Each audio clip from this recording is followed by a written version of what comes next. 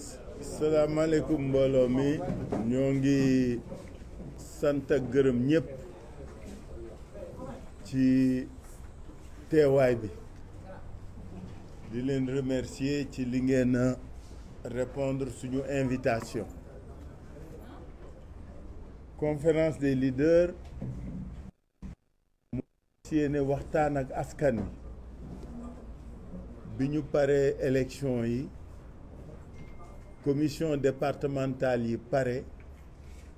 commission nationale nekk à mi-parcours ñu bëgg waxtaan ak askan wi pour yëgal leen li nga xam ni moo xew ak fi ñu jëm ak nan lañ fa nar jëm. ñuy dellu santaat yàlla bu baax julli ci yonent bi sallallahu alayhi wa sallam gërëm sénégalaises yi ak sénégalais yi nekk Sénégal ak yi nekk diaspora parce que li ñëpp mën a seetlu te nangu ko mooy que ni ci élection yi sénégalais yi génn nañu voter massivement génn nañu voter clairement en faveur des patriotes, des citoyens, des Sénégalaises et des Sénégalais yi nga xam ni ñoo bëggal liggéeyal askan wi ñoo bëgg liggéey ak askan wi loolu c'est indéniable. Je crois que li ñëpp seetlu mooy bi ñu dooreeg léegi suñuy wax bariwul.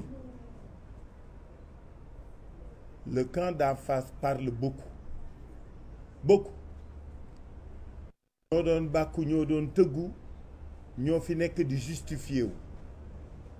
mais fii ñu toll tey ci processus bi dafa laaj ñu jàkkaarloog askan wi wax leen fan lañu toll ci liggéey bi parce que nag bi ñu mujjee wax keroog dañ leen wax li nga xam ni moo doon projection yi ak perspective de résultat askan wépp d'accord au niveau de l'opinion au niveau de la presse nationale et internationale ñëpp xam ni gouvernement Benno Bokk Yaakaar moom il vit ses dernières heures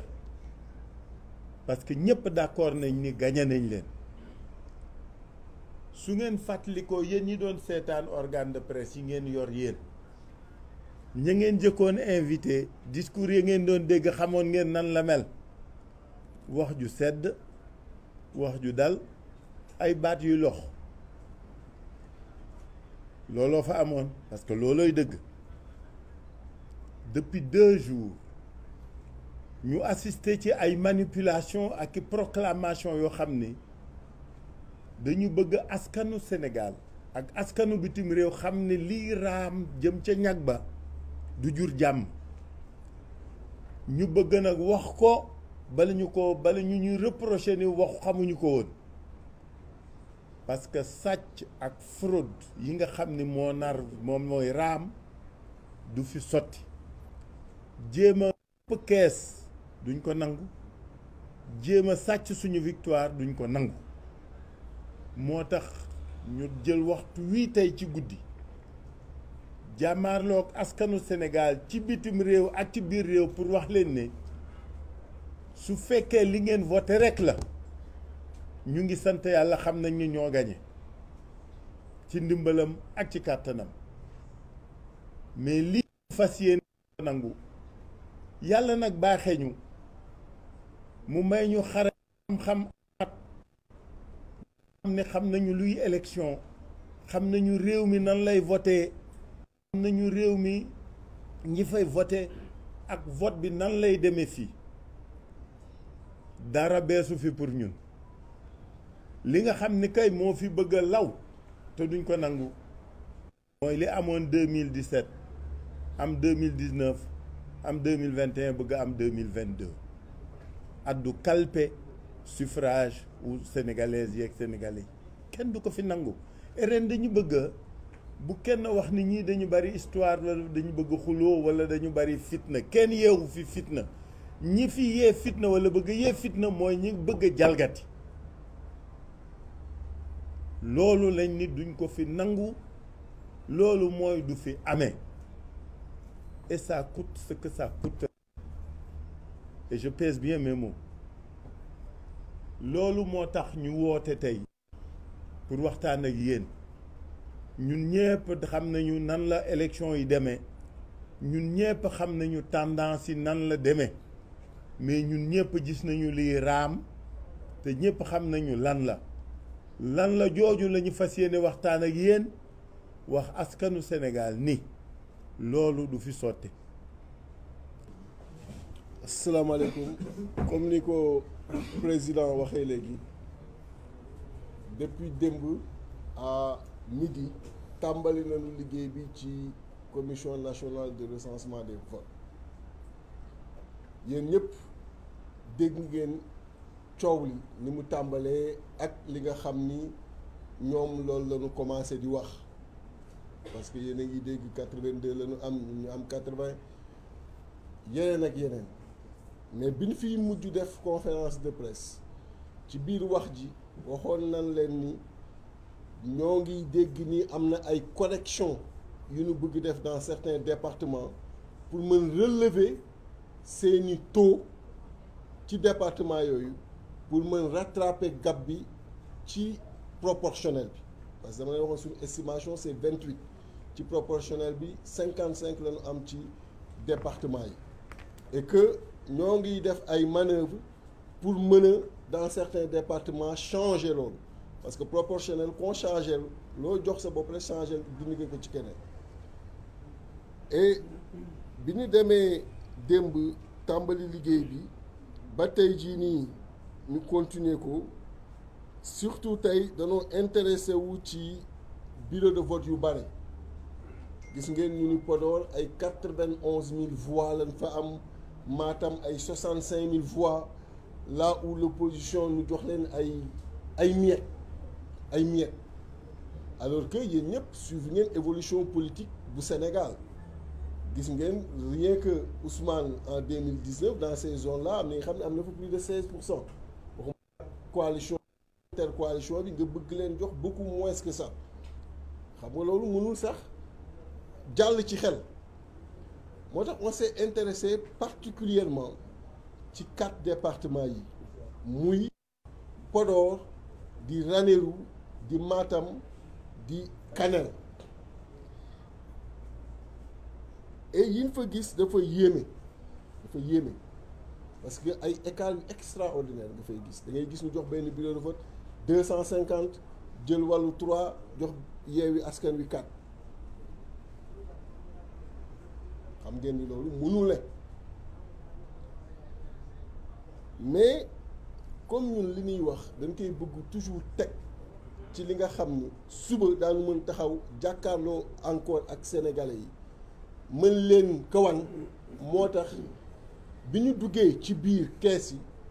danoo jël bu nekk ñu relever irrégularité bi ban type la wax également ban bureau de vote la ban lieu de vote la ak ban commune la d'ailleurs benn instant sax bëggoon nañu photo ko pour bu ñu ñëwee mën ko présenter mais ci lañu président bu commission nationale bi ni photo mënu ko mënul permettre photographie mënul permettre photocopie et que à la limite on peut consulter comme on veut def suñuy remarque mais du ko mën a permettre et li ma ko tontu ci loolu mooy ce qu'on est en train de faire amul lu fi confidentiel c'est des documents publics déjà parce que ay PV la nga xam ni mi ngi ci bureau yi mi ngi ñu taf fépp amul lu fi confidentiel et que tey jii nii comme on est en travaux pour la régularité et la transparence des élections war nañu mën permettre yii ñu gis Sénégalais yi gisandoo ko ak ñun à travers des photocopies ou des photographies bu ko defee ñu mën ko wane et il y a rien qui doit être caché à ce niveau-là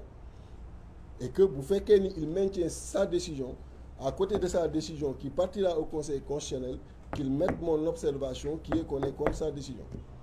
et que loolu aussi na dem au niveau du Conseil constitutionnel parce que ça n'a pas de sens même si il faut lui avouer sa disponibilité parce qu'il nous a laissé comme la loi le permet nous fouiller comme on veut ce qu'on va continuer à faire parce que avec li ñu def comme échantillonnage ak temps bi doyul pour mën a dugg ci yëpp liñ ci jot a gis yóbbee nañu ñu jàpp ni fi mu toll nii moom mënul sax proclamer. Il faut ñu demander dès demain pour que carton yëpp ñu ubbi ko dans ces 4 départements PV par PV de bureau de vote ñu xool ko bu ko defee irrégularité bu mu mën a doon en profondeur ñu mën ko génne pour ensemble mën a arrêter ce qu'il faut comme décision concernant yooyu nga xam ni moom la ñu gis. En titre d'exemple boo jëlee lu mel ne département de Kanel commune de Bokiladji lieu de vote Bambagol bureau de vote numéro 1 muy bureau de vote yi nga xam ni wax naa leen chiffres yi nga fay gis da ngay gis ni des fois du sax am signature benn coalition amul benn signature administration bi leen nga fay gis le président du bureau son secrétaire son assesseur le secrétaire représentant coalition yi amul benn signature kooku di benn catégorie après dinaa leen liiral yëpp. Deuxième catégorie bi gën a grave mooy ay bureau de vote yi nga xam ni amul sax signature administration bi amul signature représentant wu coalition yi c'est-à-dire que PV la bi nga xam ni mi ngi ci biir enveloppe bi sans aucune signature aucune même l'administration inadmissible c'est-à-dire que mën na doon PV bi nga xam ni fii Léo moo ko def dugal ko ci biir enveloppe bi jox ko mu dem au niveau de la commission nationale de recensement des votes c'est ça que ça signifie mën na jóge ci n'importe qui parce que amul benn signature amul signature administration amul signature représentant des coalitions irrégularité boobu aussi ñu noté ko mais loolu bu baree ci ay département war a mën a impacter considérablement ci résultat département bi war a impacter ci seen part ci liste proportionnelle bi mais là mooy la correction dont on parle parce que loolu moo leen di permettre ay 90 000 yi nga xam ni tegoo ko fenn 65 000 yi nga xam ni tegoo ko fenn ak leneen nga ni j'ai plus de 120 000 130 000 yu ma jël voix yu ma tegul fenn c'est ça qui te donne 2 députés de plus sur la proportionnelle et qui diminue 2 députés de la proportionnelle pour l'intercoalition Yewwi Wallu. Donc c'est cet exercice-là. Et j'ai lu un bureau de vote tout à l'heure, mais je vais vous lire yi ñu gis yëpp yi nga xam ni ci type d'irrégularité yooyu nga ci noté.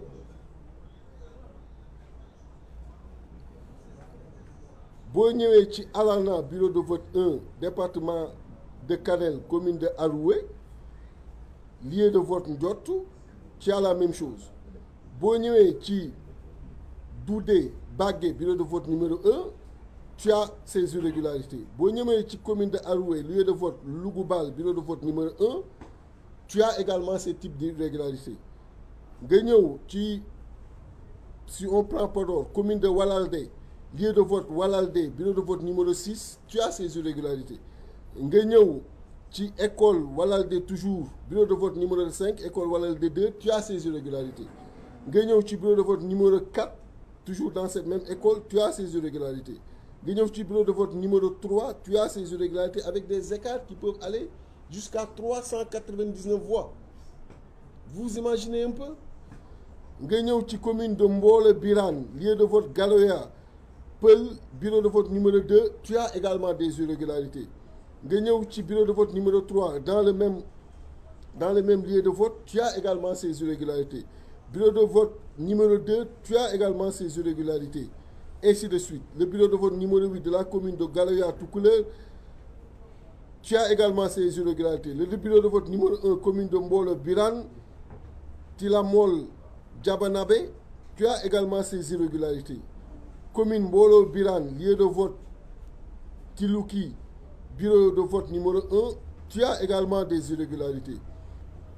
Doumgalao tu as également des irrégularités sur Seralbé bureau de vote numéro 2. Il y en a vraiment énormément. Ça peut me prendre toute la soirée à vous lister ces irrégularités-là. Et c'est pas exhaustif parce que vous savez que carton yi fees na daanaka salle bi bu fekkee dama leen bëggoon dajale ñoom ñëpp dans ces départements-là. et mënoo di leen ubbi benn par benn mais ku gis lii war na mën a yóbbee nga ni finalement on demande au président de la commission bu ko defee ñu suspendre publication résultat yi mu prévoir demain 17h pour nous permettre à l'intercoalition ñu ubbi bureau de vote par bureau de vote bu bëggee sax mu doon une séance publique bu ko defee sénégalais yi mën a xam li xew ci zone yooyu. Notez avec nous ces irrégularités qui sont inadmissibles parce que une irrégularité bi nga xam ni day toucher un PV sans aucune signature ni de l'administration ni des représentants de coalition kooku c'est inadmissible ñu koy valider li nga xam ni administration rek moo signé amul aucune coalition c'est inadmissible ñu koy signé moo tax tout à l'heure il a confirmé un chiffre parce que ñun dañoo tàmm di leen wax li nga xam ni du dañ on ne joue pas avec les chiffres bi ñu toogee fii à la dernière conférence de presse dañu leen sur les résultats que nous avons au moment où on vous parle ci département yi on est à 55 là où eux ils sont à 57 c'est ce que je vous avais dit ici bi ñuy quitté léegi bi mu defee décompte yi ci ku nekk département ya nga gagné ak la nga fa jël il a confirmé que Yewwi à 39 et Wallu à 16 ça fait exactement pour l'intercoalition 55. Vous voyez que ce chiffre-là il n'a pas bougé et c'est à partir de ce chiffre et des projections yi mu war a joxe ci laa leen yóbbu woon ci 28 et ce sont ces 28 là à partir de Podor de Matam de Kanel de Ranérou avec ces scores qu'ils ont sortis et qui sont sur les PV départementaux. C'est à travers ces 4 départements qu'ils sont en train de faire la correction parce que le chiffre bi ñu fay am day donne un nombre de députés sur la proportionnelle qu'ils vont s'attribuer pour nous les arracher ces députés-là c'est ça moo tax comme noté nañu irrégularité yi te ce sont ces irrégularités qui font que à Podor nga am 91 000 qui font que à Matam nga am 65 000 est-ce qu'il y a lieu de proclamer ku nekk ci proportionnel bi ñaata nga am moo tax bi ñu demee ba foofu ñu ni que mënu koo wax léegi proportionnel bi tu nous as confirmé sur les listes majoritaires parce qu'on ne badine pas avec les chiffres mais ces irrégularités que nous avons notées si elles doivent être traitées elles vont impacter nécessairement sur la proportionnelle donc la proportionnelle ne peut être lue qu'après traitement de ces irrégularités et la profondeur de ces irrégularités va impacter en profondeur sur la répartition ci liste nationale bi et voilà mais demain inchallah on va demander que ñu ubbi carton yépp ubbi bureau de vote yépp bu ko defee jël temps chaque bureau de vote bu bëggee mu doon sax séance publique ñu taxaw si ku nekk gis la nga ca gis luñ ciy valider ñu valider ko avant que muy dem au niveau du conseil constitutionnel parce que ñoom ils ont la possibilité de supprimer des bureaux de vote mais ils n'ont pas la possibilité de supprimer un scrutin dans un département ou bien de reprendre le vote ça c'est de la compétence du conseil constitutionnel. asalaamaaleykum ñu ngi leen di nuyu man dama jàpp ni tête de liste Benno Bokk Yaakaar bi muy wax ci saasi ak patam-patam ji mu doon def pour gaaw wax nombre de départements boobu rek la avoué défaitam te loolu langage d'initié la c'est un langage codé qui s'adressait à son clan c'était un appel au secours dès lors son clan s'est organisé et a déclenché le processus de fraude. En quoi faisant? En organisant les 4 départements que sont Matam, Ranérou, Kanel et Podor. Un PV sans signature de représentant, kooku c'est un produit de la fraude, c'est de la fraude pure. Ça veut dire que c'est un PV tombé de nulle part, fabriqué, produit, qui participe à ce processus de fraude. Processus de fraude boobu boo calculer te loolu du waxuma boole ñun les acteurs politiques mais dañu war a xam ni Yewwi Askan Wi population yi peuple bi moo ko adopté mais au-delà du peuple c'est une question de vote c'est-à-dire ñi nga xam ne ñoo calculer différentiel bi nga xam ne ñoo nekk entre ces 4 départements ba muy 240 000 voix ci coefficient wu 60 241 ça va faire 4 députés moom il s'est mis à raconter dans son appel au secours il leur dit moi je n'ai que des départements où on compte 1 2 1 2 1 2 donc débrouillez-vous pour nous trouver dans la fraude 4 députés. On ne peut pas laisser passer. Le peuple ne laissera pas passer. Le peuple va s'opposer à cela, à cette fraude massive. Parce que ce vote-là, c'est le vote du peuple. C'est le vote qu'on n'a pas acheté. C'est le vote bu sell la. Vote bii vote bu sedd la sell la. Du vote bu ñu jënd, du vote bu ko ànd ak corruption, du vote ay transfert, du vote dara. Vote la boo xam ni c'est la volonté populaire. Donc moomatuñ ko. Ñun li ñu am rek pour def ko mooy on a toujours servi ce peuple. Et par rapport à ce service Déthié amatuloo droit dellu gannaaw. Parce que tu es en train de servir le peuple comme tous les autres membres de Yewwi Askan Wi comme ñi waroon campagne wax ak peuple bi comme ñi doon diriger liste bi comme notre tête de liste comme le président de la conférence des leaders comme ñun ñëpp dañoo servir le peuple permettre au peuple de s'exprimer de façon claire permettre au peuple de dire à Macky Sall doy na permettre au peuple de dire à Macky Sall sonn nañu permettre au peuple de dire à Macky Sall que nous sommes souverains nous sommes autonomes nous avons le droit de dire oui nous avons le droit de dire non. Donc nous rendons hommage à ce peuple et justement par rapport au respect à ce peuple nous occultons la réponse du clan de la tête de liste. Que son clan réponde c'est une affaire là mais duñ leen bàyyi rek 240 000 voix c'est trop et non seulement duñ leen ko bàyyeel mais booye boo fouiller encore fouiller ne parce que su ko jaree nañu commencé waat vote bi foofu ci ñeenti département yi su Sénégal yépp valider seeni liste ñoom ñeenti département yi ñuy buure di bourrage ba finalement ñu reprendre le vote ñu war ko reprendre mais kenn du hypothéquer le vote des Sénégalais. Je vous remercie. Ok, asalaamaaleykum ñu essayer tënk ci quelques kàddu rek li ñu war a wax ci situation bi ñuy dund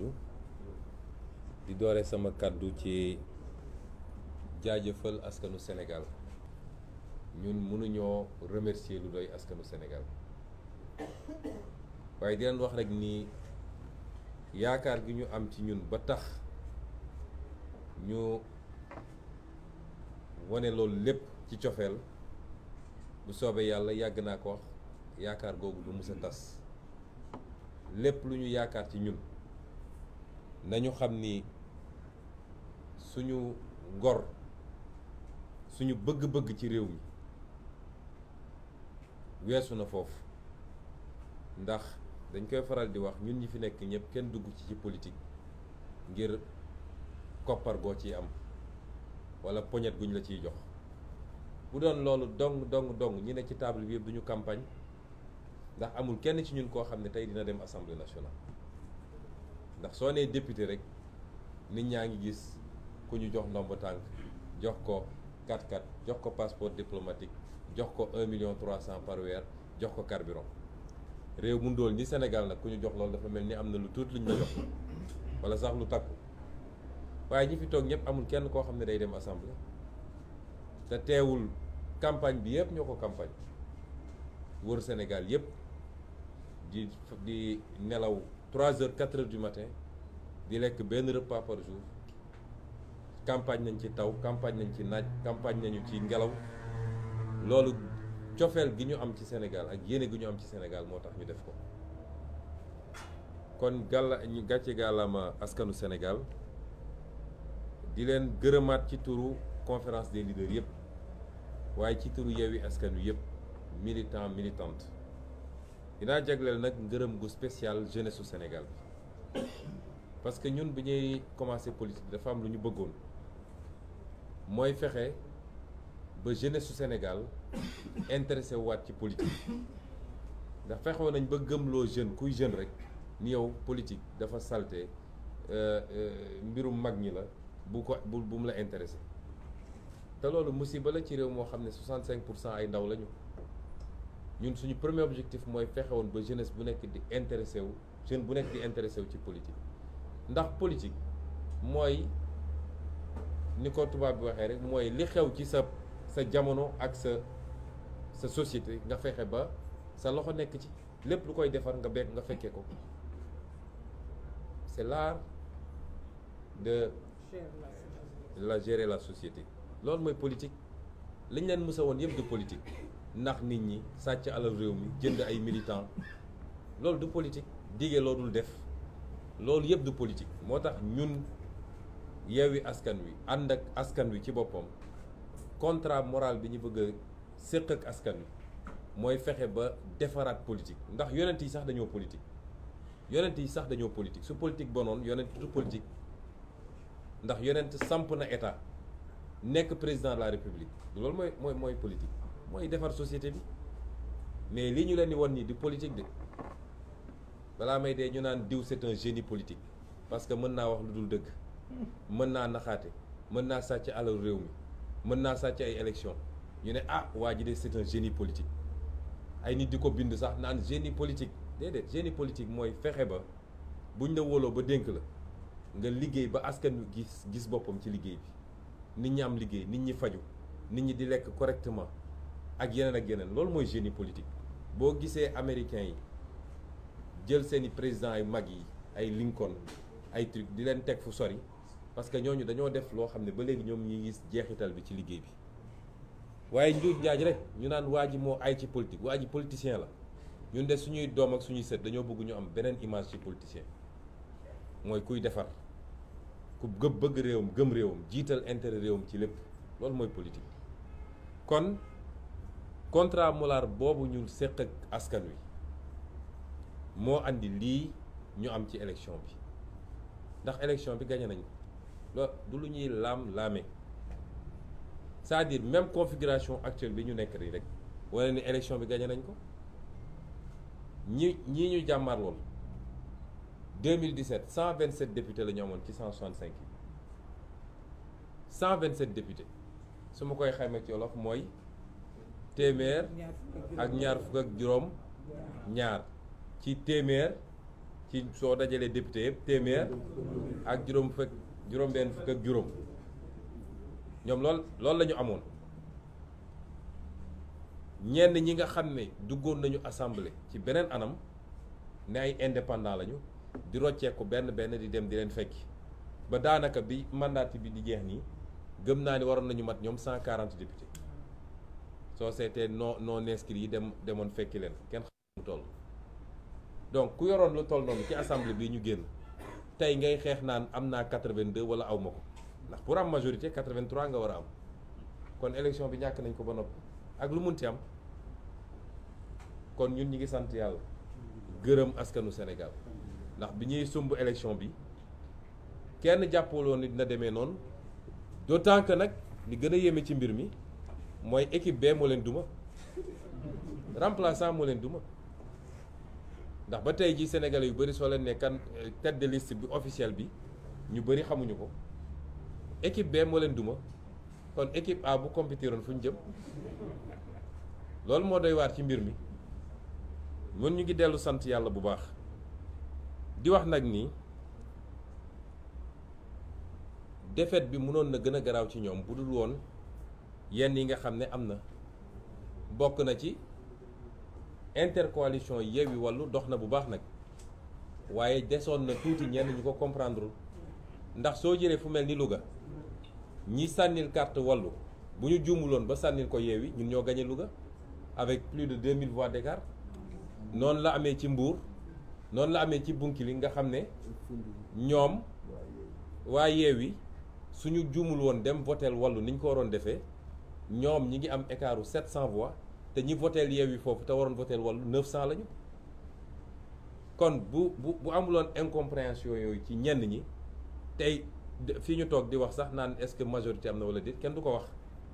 kon ñoom daanuwuñu dañu xalangu bay mbërëgu loolu moo am kon lan moo tax sénégalais yi votel Yewwi ak Wallu ak lan moo tax ñu sanctionné leen loolu dafa baax ñu rappeler ko parce que vote bu nekk dafa war a am explication de vote dañu war a xam li tax lii am néew ma damaa nekk ci boppu sénégalais bu ne waaye ñun pendant 14 jours wër nañu Sénégal dafa am discours bu ñu tenir Sénégal discours boobu dafa am première partie déconstruire et deuxième partie proposer lan la ñu déconstruire mooy fàttali nañu sénégalais yi Macky Sall depuis fukki at ak benn mi ngi ci bopp Sénégal lan mooy bilan Macky Sall bu ñu mën a teg mooy dóore tëje complot pour liquider des gens joxe ay instructions ñu rey ay nit ci ay manifestations lan mooy bilan Macky Sall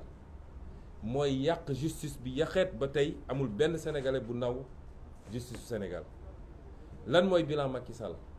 mooy dund gi cher na ba sénégalais yi fi mu ne nii sonn nañu sonn goo xam ne kenn mënu koo wax lu doon jar fukk tey mu ngay jar ñaar fukk wala ñaar fukk ak juróom lan mooy bilan sénégalais Macky Sall du moins mooy faju jafe na ci réew mi faju jafe na ci réew mi non seulement cher na mais jafe na ci réew mi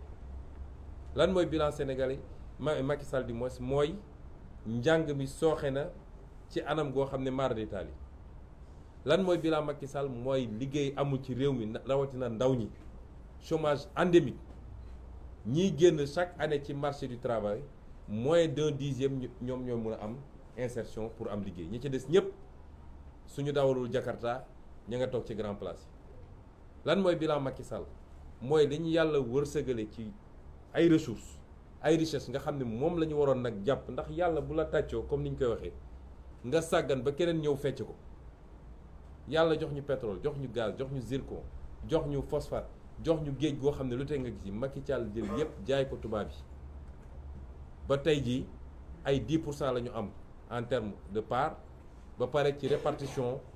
production yi lañ cey am lu néew la mënoon naa ko ne di lim waaye lii lenn rek la waaye li ci gën a garaaw mooy lan mooy bilan Macky Sall mooy li la première richesse du Sénégal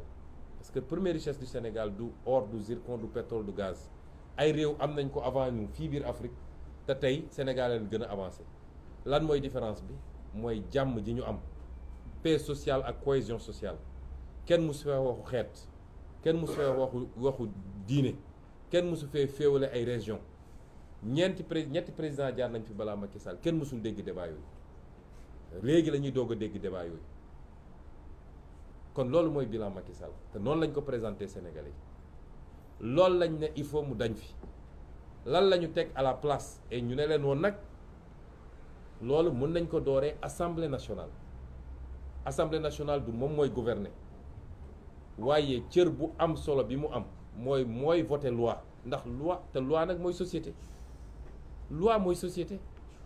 ku fi nekk ci presse loi moo ne lii mooy code bi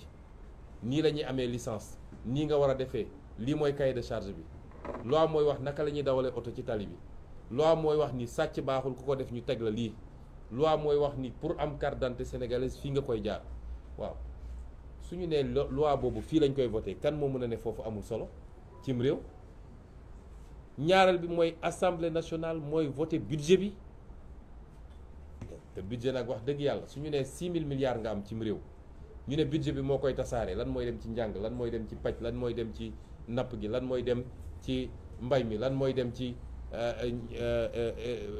emploi ak yeneen kooku nga ne cër boobu du cër bu am solo cim réew ñu ne lan mooy rôlu assemblée nationale encore ñu ne assemblée nationale mooy caytu lu ñu yoree réew bi contrôler action gouvernement kon loolu dañ ma bëgg wax ni loolu amul solo cim réew ñu ne lan mooy rôle assemblée nationale ñu ne rôle de représentation mooy député mooy dugg ci askan wi xool lan mooy jàmbatu askan wi mun a dem assemblée nationale jooyal leen ko foofu kon cër bu ëpp cëru assemblée nationale cim réew amul moo tax ñu ne woon Sénégalais bu ngeen ñu joxee majorité am na liggéey boo xam ne mën nañ ko commencer déjà yeggali ko nag bu soobee yàlla 2024 gannaaw bu ñu fi jëlee waa ji discours boobu la Sénégalais yi dégg ñu leen bu ngeen ñu joxee majorité suñ ñu andilee projet de loi 2023 nga xam ne moom la ñu war a examiner à partir de novembre bu dee projet de loi boobu intégré wul jiitalul lan liy yitte Sénégalais yi dañoo bëgg dund gi wàññeeku gaz bi ceeb bi diwlin bi suukar bi yeneen ak yeneen dañoo bëgg loolu wàññeeku bu ñu andilee projet de loi boo xam ne loolu dugaluñu ko ci projet de loi boobu dañ koy delloo Macky Sall ak gouvernement en seconde lecture ne ko kii duñ ko wote moo tax ñu ne leen woon réew mi du bloqué day gën a avancé parce que réew boo jëlee doole réew mi yëpp teg ko ci loxo benn nit su dee nit kooku ku baax la ku yeewu la ku bëgg réew mi la mën na ko jëriñ mu liggéey bu baax mais bu dee safaan ba la te ñun dañoo gëm ni loolu moom la ñu nekk ak président Macky Sall réew moomu ci guuta lay dëkk te loolu pour nga rectifier ko mooy il faut li tubaab naan le pouvoir limite le pouvoir il faut nga jël beneen doole jox ko ñeneen bu ko defee lu mu bëgg a def day obligé waxtaan ak ñooñu ñu ut consensus ci lan mooy intérêt réew mi lan mooy njëriñu réew mi ñu ne kon sénégalais bu ngeen ñu joxee majorité buñ ñu andilee budget boo xam ne les 10% parce que dafa am lu ñuy wax protocole de Maputo dafa ne réewu Afrique bu nekk budget ak nu mu munti toll war na jagleel 10% yi mbay mi bu dee andi nañu budget Sénégal mosu koo respecté bu ñu andilee budget ñu gis ni li ñu jox mbay mi 5% la dinañ ko delloo Macky Sall ne ko yokkal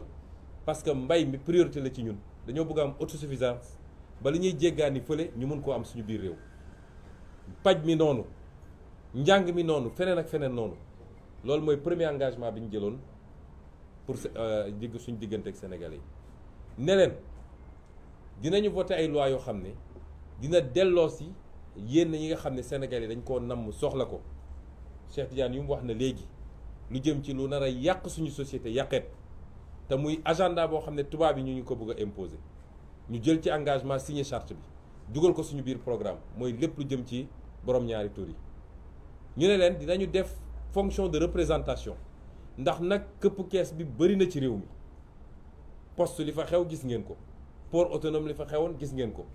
dégg ngeen dossier ArcelorMittal dégg ngeen les 1500 milliards du TER dégg ngeen ñu ne leen nag dinañ taxawal ay commission d'enquête parlementaire boo xam ne dinañ leen woo ñoom ñu ñëw layoog ñun ñu leeral mbir ba mu leer ba pare def ko publiquement askan wi xam ni lii moo xew ci alalu réew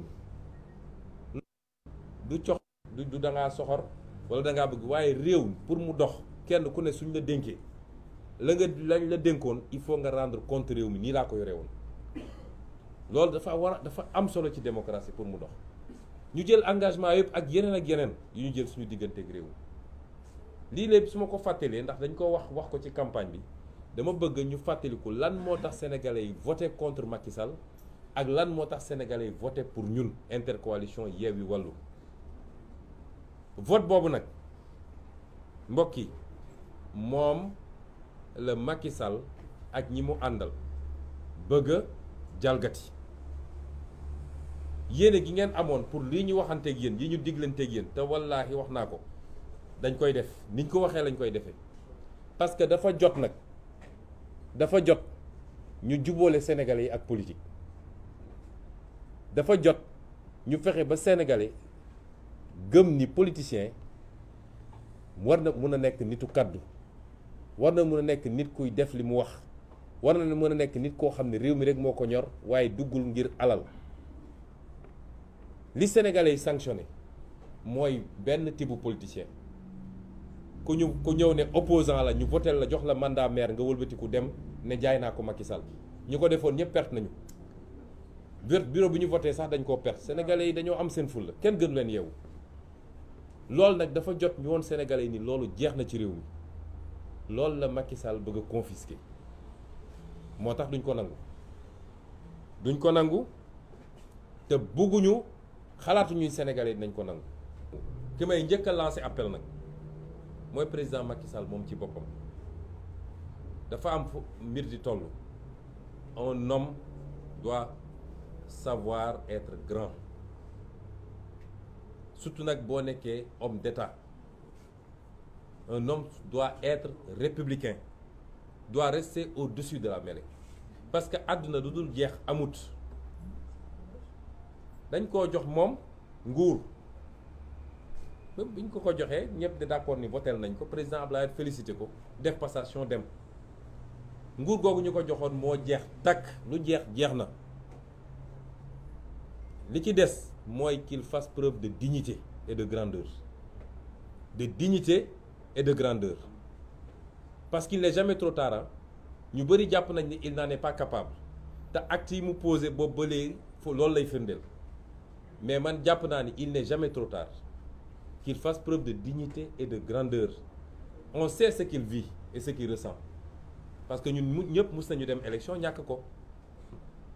nee na da daan dem voter Fatick ñibbisi toog ba ngoon mu taal di dégg bàcc yi léegi bàcc yi bu dalee ci moom nit na ko muñ loolu mooy àdduna on ne peut pas gagner tout le temps du ci football du ci làmb du ci politique on ne peut pas gagner tout le temps boo doxee nag ba yàlla def mbir mi wëlbatiku bul yàq réew mi bu ko taal il faut faire preuve de grandeur ñuy wax waa justice sénégalaise parce que moment yi ñuy toll nii responsabilité justice daf ci kaw daf ci rëy torop nañu doxal yoon ñoom ils sont les garants de la stabilité de ce pays kon ñuy lancer un appel à la justice li xew Fouta xam nañ ni loolu du élection il y a pas eu d'élection au Fouta c'est une mascarade te la ko andi yëpp mooy ñoom nu ñuy def ba rattrapé wu wax nañ ko suñu communiqué démb parce que ñoom lu ñu def suba ngoon jot fu ñu toog réunion ñun dinañ ko yëg objectif bi Macky Sall sant Antoine Diome mooy fexeel ba egg 82 députés parce que certainement am nañu garantie que dina am kenn peut-être ci plus fort yi peut-être ci suñu biir ñun am na ñu leen garantir ni dinañ leen mottali le 83e peut-être loolu la ñu am moo tax nu ñuy def ba li ñu amul ci liste départementale yi seen quotient seen voix ci quotient yi mënu leen ko may naka la ñuy def bay gonfler les chiffres au Fouta chiffres yooyu moo leen di permettre ñu rattraper 2 députés ou 3 députés loolu mooy exercice bi ñuy def nii moo tax ñu ne justice bi na jël responsabilité ce qui s'est passé là-bas c'est pas une élection te mënuñu ko nangu